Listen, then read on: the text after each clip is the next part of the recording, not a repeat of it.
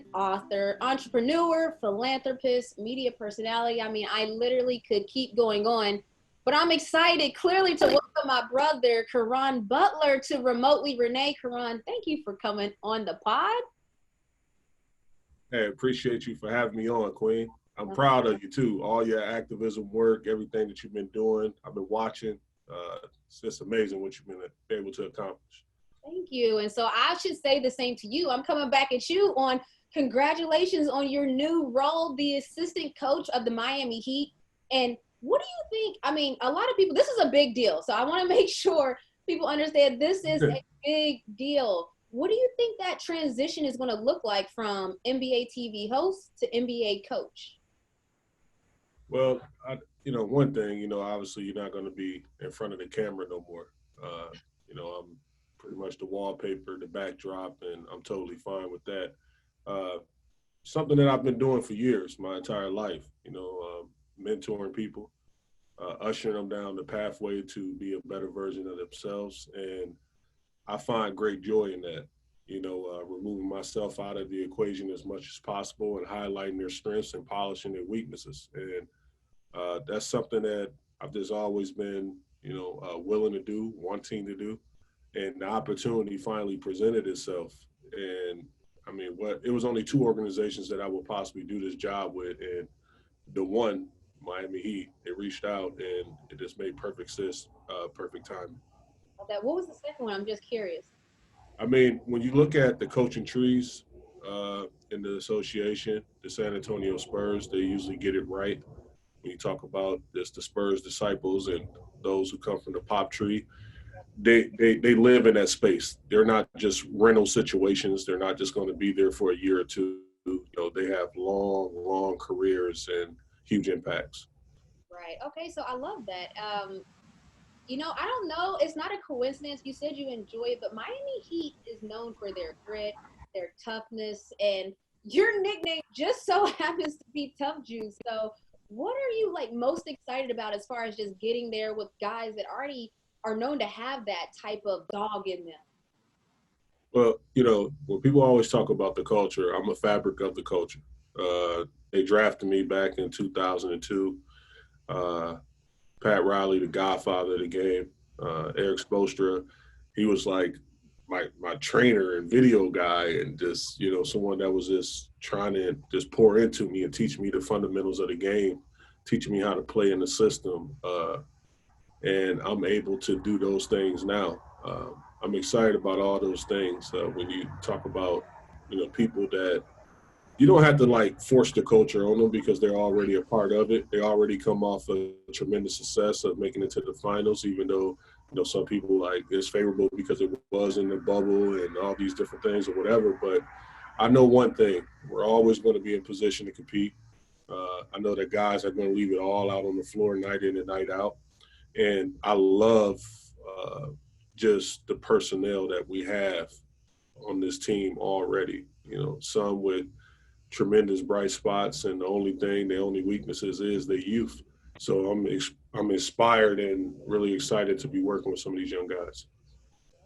So you working with these young guys, they should gobble up every single thing you have to say, because you had a 14-year pro career.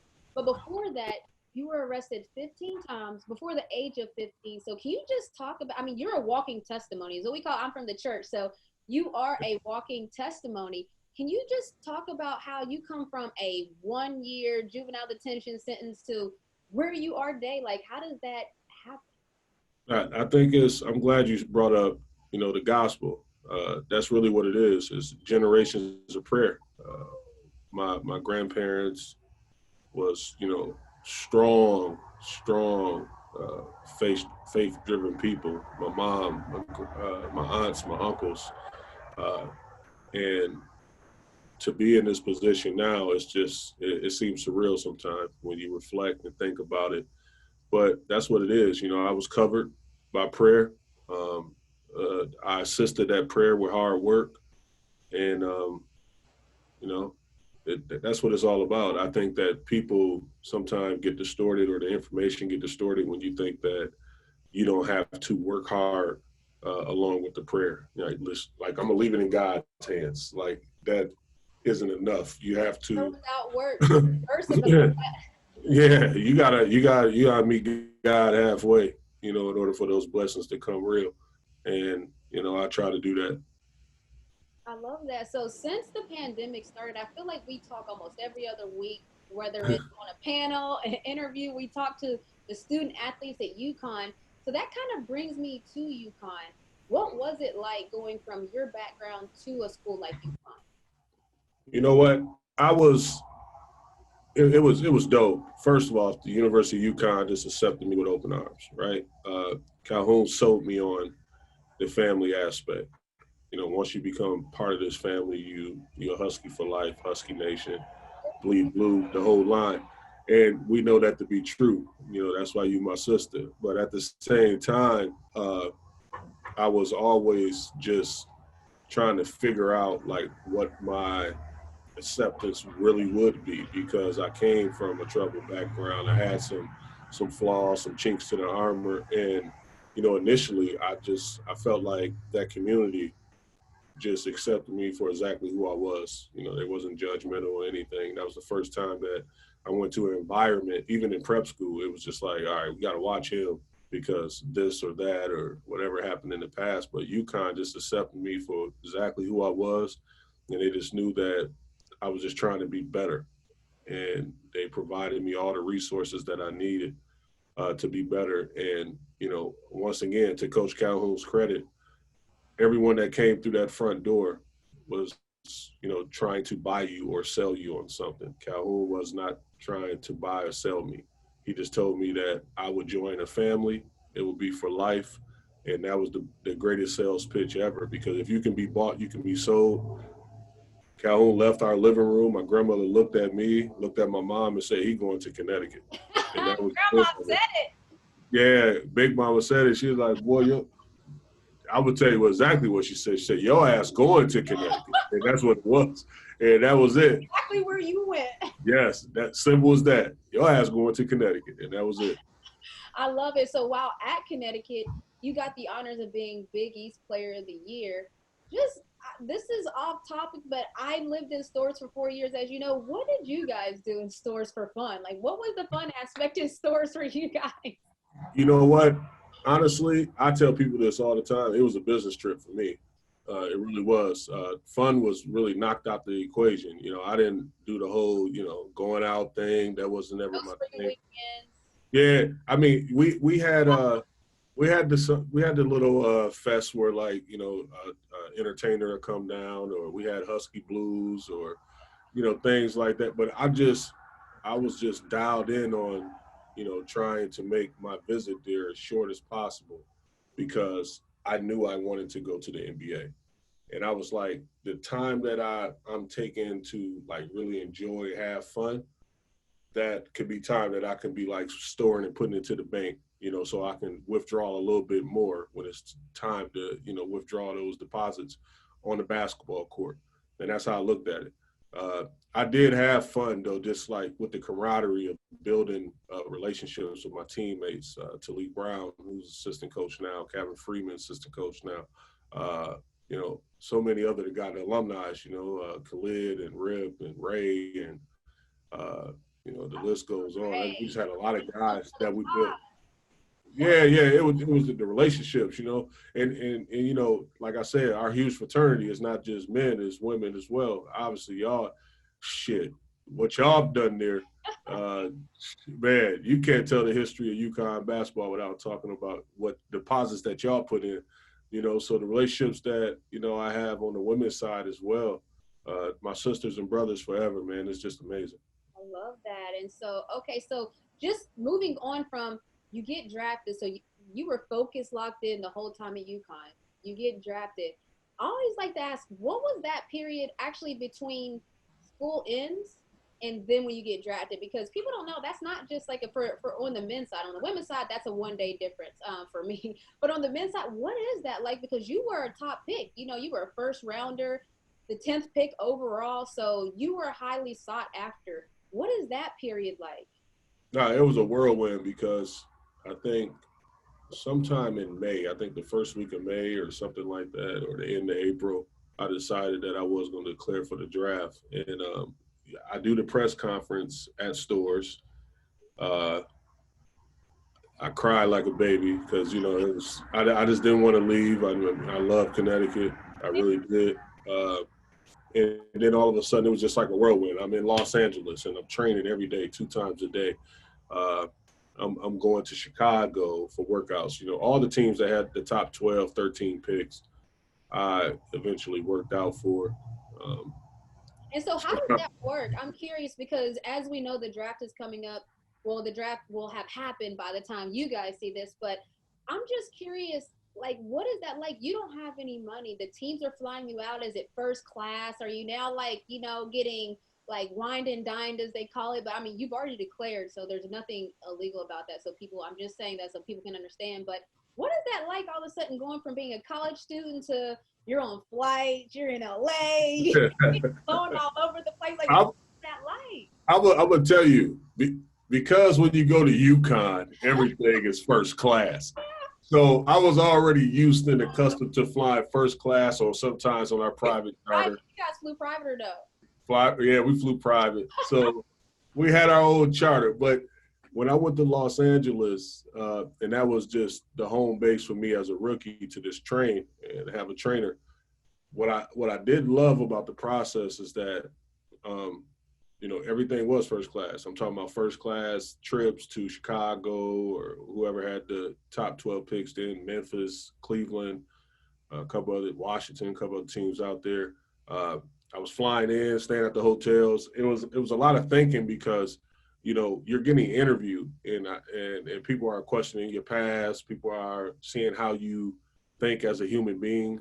And were you by yourself during this? Yeah, the whole time. You solo. Like now, I think it's because of COVID and social distancing. Like I want people to truly understand this. It's different because everything is on Zoom. I just watched a whole workout of a kid, and it was crazy. I don't want to give his name out, but it was crazy because I'm watching them and I'm just like, I'm just on a Zoom. They set a phone up and you're watching the workout. Like you're there at that point. Yeah, and either top 15, 20 pick, and we got the 20th pick in this year's draft, so it should be interesting. But just watching that whole process to where we was at, it was like in the middle of our workout at any given time, somebody would jump out there and just play one-on-one with us while we're dead tired after we done. See what see what kind of tough juice you got in the tank is what they were testing. I'm telling you, like, let's see what this is really about. I'll never forget. I went to Houston and Catino Mobley and Steve Francis was there, and Steve was like, "Yo," like telling Coach Lucas, like, "Yo, this our guy right here. This the one. Like, this the one." And we got to working out, and I think I was doing like Jared Jeffrey, some other guys, and I just, man, I had a damn good workout. Okay. For the life of me, I thought I was going number one. I was like, I think I'm going number one because it was the best workout I had. I was just like, I'm out here. They had the number one pick. They ended up taking Yao Ming. I mean, no brainer. Can't teach that. But I was like, the workout I just had here, I'll be shocked if I'm not taking number one.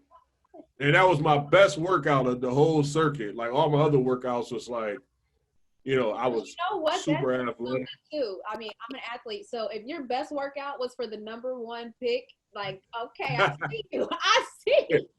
No, hey sis, sometimes your jumper not falling, or for some reason everything was clicking that day. Jump shot, handles tight, defense was on point. I mean, I was splitting the double. Everything I could do right. I told my agent after the workout, I said, man, I don't want to work out for nobody else. I think they're going to pick me. He was like, no, we still got to work out. I'm dead. I feel you though. It's just like, all right, my job's here is done. Just wait till that number one pick. I love that. So speaking of, since we're on this tip, because I always like to I'm trying to get behind the scene. So what was your what was your most expensive first purchase? Like, what's the first thing you bought that was like really expensive because you actually had money now? And not saying you did before, but I'm just saying you got it like that now. Yo, I would tell you, it was two things. You go just die screaming. So on draft day, Uh-huh. we're in New York. I woke up and I'm watching not V100, BET. You know, BET had all the shows back then, Big Tigger, The Basement, everything. Oh yeah. So I'm Part. Come on now. yeah, I'm looking at BET and everybody got a Jacob watch on. So I'm literally like a couple blocks away from where we're staying from Jacobs. We're in New York. So I'm like, I can't get drafted I can't walk across no stage without no Jacob on. So I told my lawyer, I was like, look, You can't do it. It's just you just can't do it. I said, I can't walk across stage. That's crazy if I don't have a diamond watch on. That's just, I can't see myself doing it. And so he took me over there. We purchased a watch. I think I spent, 30 grand or something like that for it. And that was my first like large purchase that I did. And then immediately, like 48 hours later, after I got slotted in 10th pick, I knew that I was, first generational riches.